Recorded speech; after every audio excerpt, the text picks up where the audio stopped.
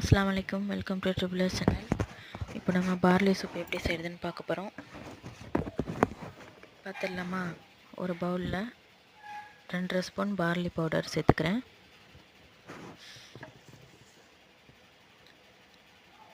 சேர்த்துட்டு ஸ்டவ் பற்ற வச்சு ஒரு பேன் வச்சுக்கிறேன்.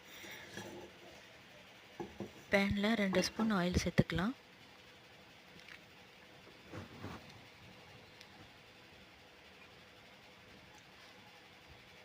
ஆயில் சேர்த்துட்டு ஒரு சின்ன வெங்காயம் பொடியாக கட் பண்ணி வச்சுருக்கேன், அதை சேர்த்து நல்லா வதக்கிக்கலாம். அதோட தேவையான அளவு உப்பு சேர்த்து வதக்கிக்கலாம். இஞ்சி பூண்டு பேஸ்ட்டு கொஞ்சமாக சேர்த்து வதக்கிக்கிறேன். கேரட் பீன்ஸ் ஒரு கைப்பிடி அதையும் சேர்த்து நல்லா வதக்கிக்கலாம். உங்களுக்கு வேணும்னா நீங்கள் ஒரு டொமேட்டோ கூட சேர்த்துக்கலாம். அப்புறம் மஞ்சள் பொடி கொஞ்சமாக போட்டு வதக்கிக்கலாம். 1 ஸ்பூன் மிளகு, 3/4 ஸ்பூன் சீரகம் தூள், இது ரெண்டுத்தையும் சேர்த்து வதக்கிக்கலாம்.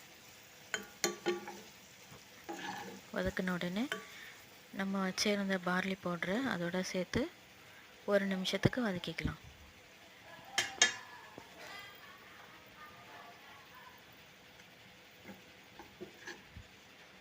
வதக்கிட்டு நம்ம பார்லி எடுத்த அதே கப்பில் 2.5 கப்பு தண்ணி சேர்த்துக்கலாம்.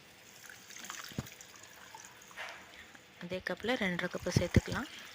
சேர்த்துக்கிட்டு ஒரு 5 மினிட்ஸ் கொதிக்க விடலாம். 10 மினிட்ஸ்லேயே ரெடி ஆகிடும்.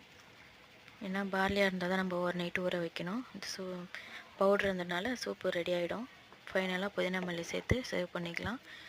இந்த வீடியோ உங்களுக்கு பிடிச்சிருந்தால் லைக் பண்ணுங்கள், ஷேர் பண்ணுங்கள், சப்ஸ்கிரைப் பண்ணுங்கள். பாய்.